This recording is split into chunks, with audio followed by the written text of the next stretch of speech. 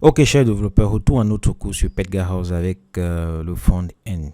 Et dans cette vidéo, nous abordons l'étape 5 qui s'intitule Ajouter le flux de données inverse, comme vous pouvez le voir ici dans le document Thinking in React, ou du moins penser à React. Alors, cette étape 5 est assez différente de... Je vais plutôt mettre la page en français, penser en React. Cette étape est assez différente des précédentes étapes dans la mesure où je ne vais pas aborder le côté théorique en premier. Je vais faire la pratique et puis en conclusion, je vais faire une revue théorique de cette étape. Tout simplement parce que je me rends compte que c'est très difficile de se soumettre à un déroulé théorique si on n'est pas passé par la pratique. Mais pour aborder cette pratique, revenons à notre éditeur VS Code. Vous vous souvenez, nous avons dans la précédente vidéo ajouté le state. Nous avons ajouté la liste des logements en state comme données. Et ces données ont été ajoutées dans le state. Et chaque modification de ces données en principe doit entraîner un nouveau rendu de liste logement, voilà, dans le DOM. Alors, ce que je veux préciser ici, c'est que la pratique actuelle que j'ai présentée ici n'est pas une pratique courante, ce n'est pas une pratique professionnelle.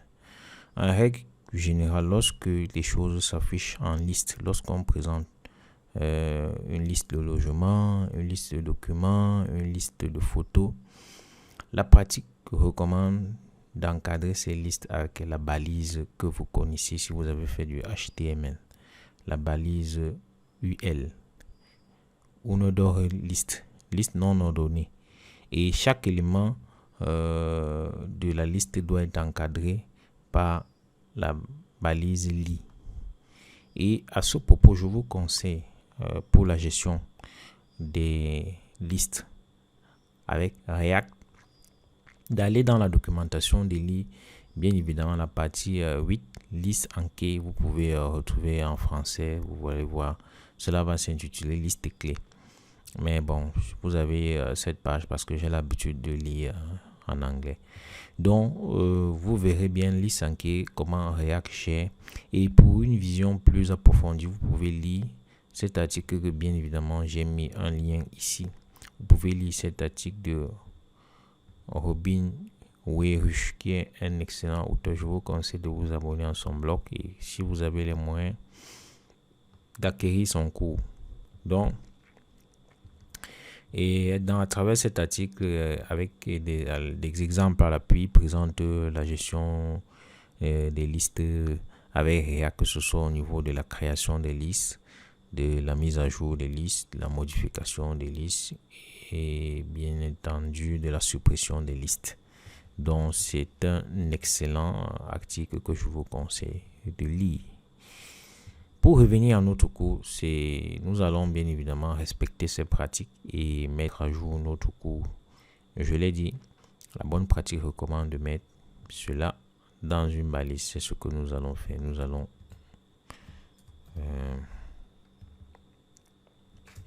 mettre la balise UL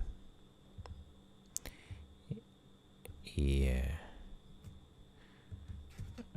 vous avez là. Ok, nous avons encadré des choses avec la balise UL. Et maintenant, pour chaque élément de la liste, nous allons l'encadrer avec la balise li. Nous allons faire cela.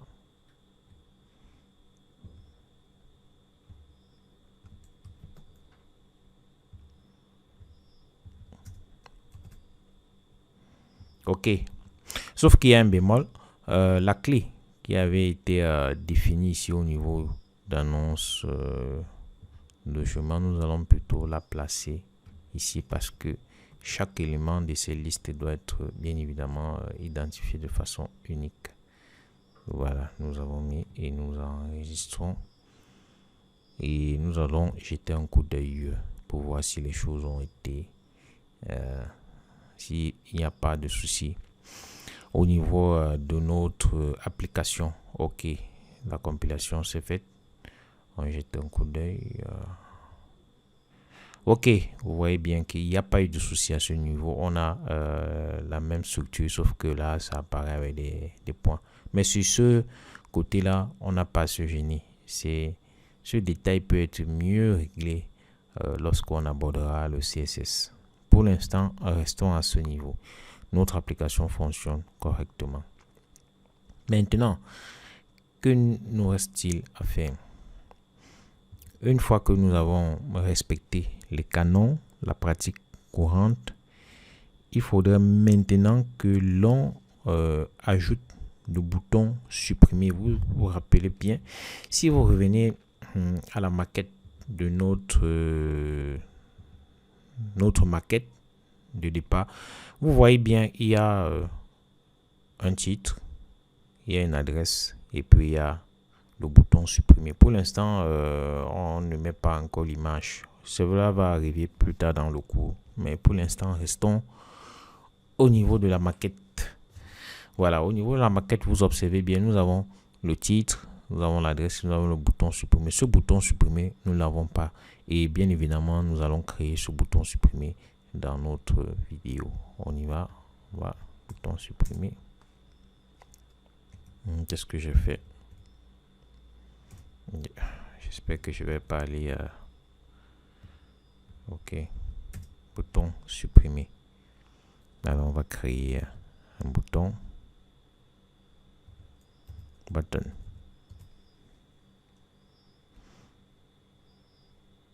Non, j'ai pour profiter de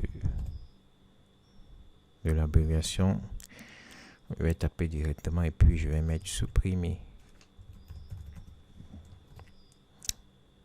Ok, voilà, nous avons notre bouton supprimer et on peut jeter un coup d'œil pendant pour voir si les choses sont correctes de ce côté. Bouton supprimer, on jette un coup d'œil. Bon, je vais fermer pour éviter de me perdre. Ok, vous voyez bien que chaque annonce a le bouton supprimer. L'annonce 1 a le bouton supprimer, l'annonce 2 le bouton supprimer, l'annonce 3 le bouton supprimer. Mais si on clique sur ce bouton n'agit pas. Il n'y a pas réponse de notre application. Voilà. Et c'est là où intervient bien évidemment l'ajout de flux. Ici, l'ajout de flux de données inverse. Alors cela n'intervient pas parce que voilà le composant bouton ici n'arrive pas à communiquer l'information à l'annonce. Cela n'arrive pas à communiquer l'information. N'oubliez pas que les données sont hébergées dans le state. Je vous ai bien dit. Les données sont hébergées ici dans le state. Là, à DB logement. Ici. Voilà les données. Alors, que représente notre bouton? Notre bouton doit être capable, lorsque on effectue un clic là-dessus, d'aller modifier le state et de mettre à jour le composant liste logement. Alors, c'est très simple. Il suffit, quand vous cliquez sur le bouton supprimer, il va tout simplement, si vous dites que vous avez supprimé l'annonce avec l'identifiant 001, il enlève cet identifiant et il affiche maintenant ce qu'il reste. Une fois ceci enlevé, il reste 2. Il met à jour le composant liste logement et il affiche maintenant le composant liste logement uniquement avec 2 annonces. Sauf que je vous l'ai dit dans une précédente vidéo, la communication des données à React est unidirectionnelle. Ça quitte du haut vers le bas. Alors, ça quitte du haut vers le bas. L'information quitte toujours des parents pour les enfants. Jamais l'inverse. Et c'est justement pour cela que l'étape 5 porte sur le flux de données inverse. Parce que dans ce cas ici, c'est un sous-composant qui envoie l'information à son parent pour mettre à jour les données. Ce n'est pas ce que nous avons vu précédemment. Et si nous revenons, on va essayer de rouvrir Penser en React. Vous allez voir ce que la documentation nous dit. Bon, je vais lire ces mots, mais vous devez mettre cela en contexte avec l'exemple qui figure ici. Vous voyez bien dit, pour l'étape 5. Pour le moment, nous avons construit une appli qui s'affiche correctement en fonction des props et de l'état. L'état, c'est state, qui descendent le long de la hiérarchie, c'est-à-dire qui quitte du haut vers le bas. À présent, il est temps de permettre la circulation des données dans l'autre sens. C'est exactement ce côté-là qu'on gère à l'étape 5. L'étape 5 consiste à gérer les données dans l'autre sens. Nous l'avons vu, le premier sens que nous avons abordé, nous avons défini par exemple le composant annonce logement et le composant annonce logement recevait ces données de son composant parent qui est liste logement. Ce sont ces données que nous avons définies ici et il recevait ces données et les affichait. Maintenant, pour le flux de données inverse, il y a plutôt un déclencheur qui se trouve au niveau d'un composant enfant ou à l'intérieur de liste logement. Il y a un déclencheur qui se trouve ici à supprimer et une fois ce déclencheur activé, il informe le composant parent liste logement que tu dois modifier, tu dois faire quelque chose. Voilà, donc c'est ce à quoi c'est l'étape 5 et c'est ce que nous allons aborder ici. Tout simplement en définissant ce qui doit modifier le state, cette liste, et activer, venir mettre un activateur lié à cette liste ici dans le bouton pour que lorsque le bouton supprimer est cliqué, il envoie l'information, il active cette liste qui met à jour les logements. C'est ce que nous allons faire. Donc nous allons définir cette liste. Alors pour définir cette liste, nous commençons par définir un composant appelé supprimer logement. Pas un composant, une variable. Et nous allons dire OK. C'est une fonction arrow qui prend comme paramètre l'identifiant. Parce que pour supprimer un logement, bien évidemment, il faut l'identifiant du logement. Sans identifiant du logement, on ne peut pas supprimer un logement. Nous allons dire, OK, il prend comme identifiant. L'identifiant doit être, ça c'est TypeScript qui exige. Nous devons mettre, bien évidemment, le type de données que va accueillir l'identifiant. Et bien évidemment, nous allons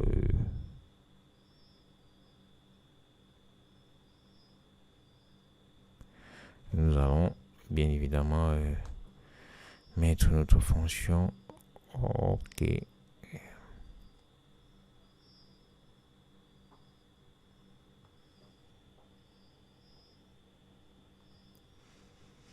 OK, nous allons mettre cette liste.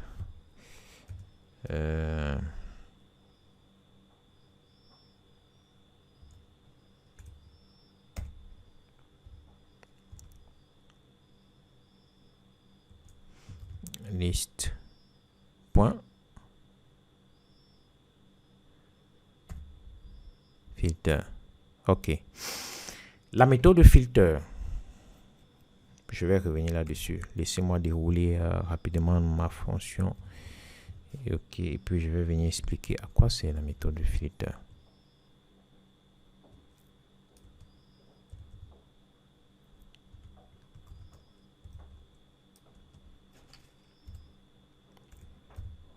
Je vais venir expliquer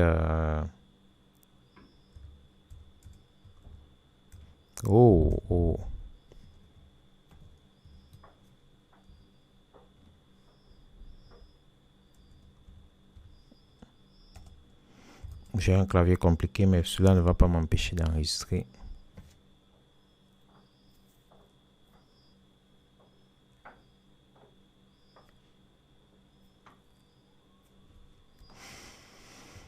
Ok, j'ai un souci à ce niveau. Le problème, c'est quoi?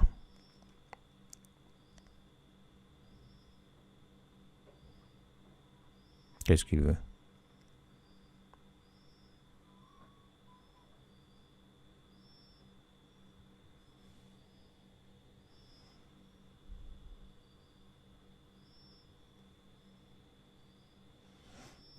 Ok, je vais mettre point virgule.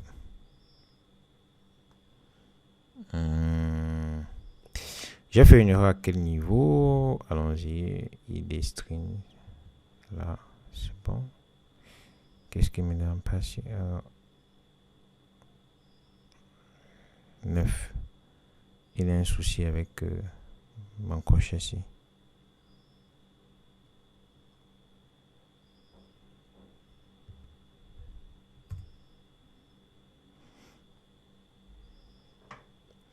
Je vais aller con supprimer logement égal entre parenthèses id. Quand vous êtes en direct, vous n'arrivez pas à voir. Ah, ok, je vois. Cette parenthèse n'a pas été refermée. Ok. Je l'ai donc supprimé peut-être par inadvertance. Ok, là c'est bon. Donc, en réalité, je vais revenir à filter, qui est une fonction adossée à tous les listes, à tous les arrêts, ou si vous voulez tous les tableaux. Nous allons essayer de faire une recherche et puis je vais vous expliquer de quoi les questions. Ok, filter. J'espère que je vais tomber sur la bonne marque. Ok. La méthode filter crée et retourne un nouveau tableau contenant tous les éléments du tableau d'origine qui remplissent une condition déterminée par la fonction callback. En clair, vous définissez une fonction et la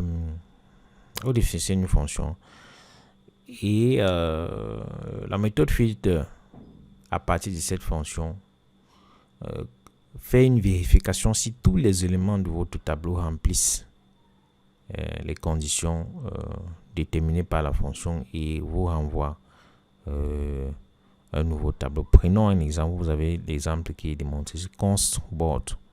Vous avez une liste d'éléments. C'est un tableau. Et puis, on vous dit, vous avez word.filter. Voilà la condition qui a été définie. On a défini la condition que la taille des mots doit être supérieure à 6. Et grâce à la méthode fonction filter, il va dans chaque élément, il vérifie, il prend spray. Est-ce que spray est supérieur à 6 car c'est la taille de spray? Non, c'est 5. Il éjecte. Limite, non, il éjecte. Elite, non, il éjecte. Exubérant, oui, supérieur à 6, il le renvoie.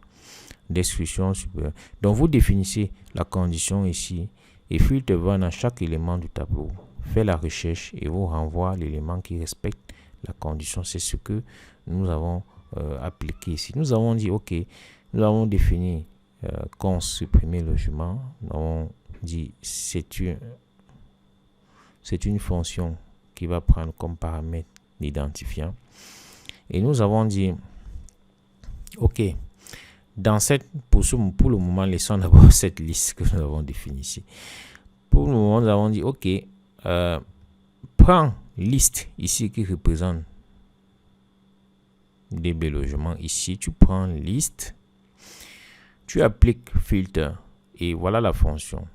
Filter pour chaque élément des listes d'éléments. Chaque élément de liste ici est représenté par log. C'est ce que vous voyez ici. Ici, ils ont pris word. Voilà. Pour dire que pour chaque word ici représente chaque élément de la liste. C'est la même chose que nous avons fait ici. Pour chaque élément de ces listes, ok, tu me prends l'identifiant de la liste. Si pour chaque élément ici, l'identifiant de l'élément de la liste est différent de l'identifiant fourni. Donc, il contrôle si les identifiants ne sont pas identiques. C'est pour cela que vous voyez, il y a cet opérateur. C'est l'opérateur, on peut dire, de non-égalité. De non-égalité. Donc, si l'identifiant de l'élément de la liste est différent de cela, alors tu sais ce que tu as fait. C'est ça la condition que nous fournissons à notre, bien évidemment, à notre fonction filter. OK. Donc, vous pouvez venir ici à MDN, voir l'exemple et essayer de comprendre. Donc, chaque élément du tableau doit respecter ces conditions. S'il ne respecte pas ces conditions, il n'est pas envoyé. Donc, voilà la condition que nous avons finie. Il ne doit pas y avoir égalité entre l'identifiant de l'élément de la liste et l'identifiant fourni. Si notre identifiant, par exemple, c'est 1, ici, il y aura 1. Alors, si cela n'est pas conforme, alors il va créer un nouveau tableau avec les annonces qui n'ont pas d'identifiant égal à 1. Est-ce que vous voyez un peu? Donc, il va exclure l'annonce ou l'élément de la liste qui a un identifiant égal à ce qu'on a fourni. Donc, c'est pour cela que vous voyez un peu à quoi c'est supprimer le logement. Donc, si je veux supprimer, par exemple, l'élément, un logement qui a comme identifiant, par exemple, disons 001. À partir du moment où je mets 001 ici, là, va être 001. Tous les identifiants qui vont venir ici, par exemple, il y a l'identifiant 002. Il vient 002. Est-ce que 002 est différent de 001? Oui, donc ça respecte la condition. Automatiquement, il va créer donc un nouveau tableau ou un nouveau arrêt et il va renvoyer donc l'identifiant qui ne respecte pas la condition ici. Donc, on va se retrouver à la fin avec des identifiants qui ne respectent pas la condition établie ici. Voilà. Et cela nous permet d'éviter le logement qui a été supprimé. Donc, voilà donc cette liste. Pour comprendre pourquoi nous avons opéré ainsi, vous devez aller dans la source que je vous ai fournie. J'ai parlé snippet of Oak. Je vous ai dit d'aller là-bas et regardez, vous voyez bien, juste comment les choses se gèrent. Donc, vous avez plusieurs exemples comment on met à jour le state à partir d'une variable. Ici, comment on met à jour le state à partir d'une fonction. Comment on met à jour le state. Vous observez bien le cas qui nous concerne ici. OK. Mais je vous demande d'aller lire ici. Et surtout d'aller lire aussi la documentation. Il y a un lien et vous pouvez lire la documentation, comment on utilise le state hook. State ici. Donc, vous avez les documents pour lire et comprendre pourquoi nous mettons ces choses ainsi. Pour revenir à notre cours, une fois que j'ai défini ma fonction supprimer logement, je peux venir ici dans bouton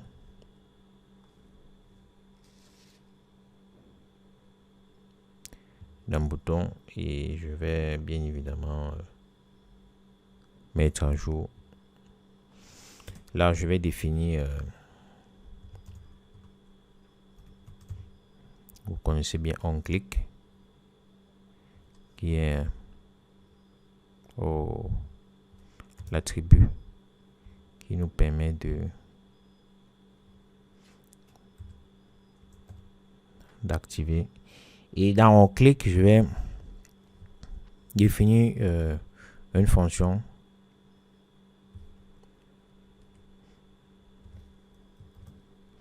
Je définis une fonction et j'affecte à cette fonction. Je définis une fonction, j'affecte à cette fonction supprimer logement. J'ai défini comme paramètre log.id. En réalité, ce que je suis en train de dire, c'est que comme chaque bouton est attaché à un logement, comme vous pouvez le voir ici, ce bouton-ci est attaché à ce logement, ce bouton-ci est attaché à ce logement, ce bouton-ci est attaché à ce logement. Donc, ça, c'est le bouton supprimé pour le logement 1 ou pour l'annonce 1, le bouton supprimé pour l'annonce 2, le bouton supprimé pour l'annonce 3. Donc, bien évidemment, lorsque vous rattachez supprimer logement, vous devez associer l'identifiant du logement en question. C'est pour cela que comme paramètre ici, comme paramètre, nous avons mis log.id. Et bien évidemment, pourquoi je ne comprends pas pourquoi il y a un souci. Qu'est-ce que... Ah oui. Bien évidemment, le crochet. Je pense que je dois changer de clavier. Hein. J'ai des soucis avec ce que je vais faire pour... non. Ce que je vais faire, c'est que je vais générer. Et puis... Non, générer. Et puis supprimer ceci. Voilà. C'est pas possible. Il faut changer les claviers, bien évidemment. Ok. Donc, voilà donc très simplement l'étape 5 que nous avons terminée. Nous avons défini une fonction ici. C'est ça l'étape 5. Nous avons défini une fonction dans le corps du composant logement. Et à l'intérieur, nous avons activé la fonction ici. Ici, la fonction est activée. Donc, à chaque moment que je clique sur le bouton, il renvoie l'information à liste logement ici, qui déclenche l'exécution de cette fonction. Donc, voilà donc à quoi c'est l'étape 5. Donc, tout simplement, si cela a été bien fait, nous venons dans le terminal. Il n'y a pas erreur. Je vous prends un exemple. Je clique supprimer. Que voyez-vous? Voilà. L'annonce est disponible. Je clique supprimer. Ça a été enlevé.